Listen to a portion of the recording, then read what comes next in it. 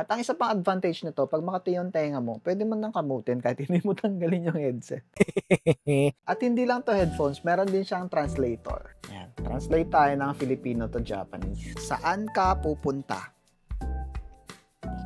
どこに行きますか? Ayan, kahit nagsasalita ako, tinatranslate niya ng Japanese. それは日本語に翻訳できたのに。 Kailangan mo lang install yung app at madidetect niya na yung headphone mo. Madalas lang reklamo sa headphones, mainit, di ba? Pero ito, hindi ka na maiinitan dahil open siya. Dito sa HTC headphones na to, malamig yan. Tingnan nyo. Pakita ko lang yung design. Ayan.